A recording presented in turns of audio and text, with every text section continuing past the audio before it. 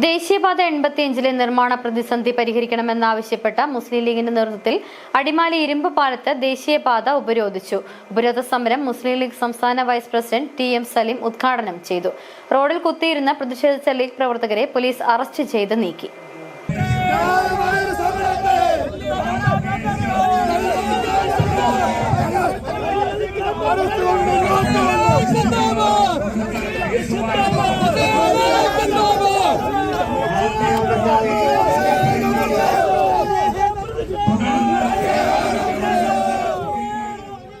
ദേശീയപാത 85 ഭാഗമായ നേരിമംഗലം വനമേഖലയിൽ രൂപം കൊണ്ടിട്ടുള്ള നിർമ്മാണ പ്രതിസന്ധിക്കെതിരെ വിവിധ കേന്ദ്രങ്ങളിൽ നിന്നും വലിയ പ്രതിഷേധമാണ് ഉയർന്നിട്ടുള്ളത്.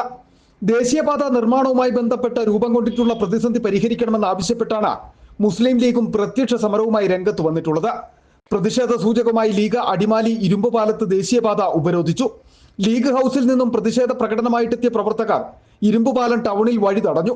ഉപരോധ സമരം മുസ്ലിം ലീഗ് സംസ്ഥാന വൈസ് പ്രസിഡന്റ് ടി.എം. സലീം ഉദ്ഘാടനം ചെയ്തു.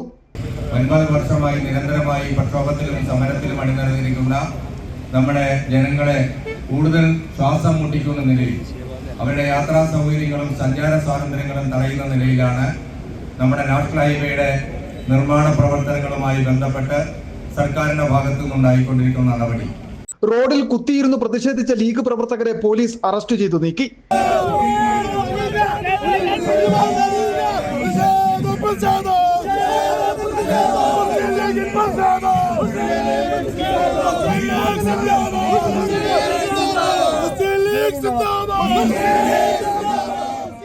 ഉപരോധ സമരത്തിൽ മുസ്ലിം ലീഗ് നിയോജക മണ്ഡലം പ്രസിഡന്റ് പി.എ. ബഷീർ ആനച്ചാൽ അധ്യക്ഷത വഹിച്ചു. ലീഗ് ജില്ലാ പ്രസിഡന്റ് കെ.എം.എ. ഷുക്കൂർ മുഖ്യപ്രഭാഷണം നടത്തി. ലീഗ് ജില്ലാ general secretary K S. Siyad, T K. Navas, M B. Zainuddin, B M. Razak, K S. Abdul Kalam, Anas Ibrahim തുടങ്ങിയ നിരവധി ലീഗ് നേതാക്കൾ സമരത്തിൽ പങ്കെടുത്ത് സംസാരിച്ചു. City vision, Adimali.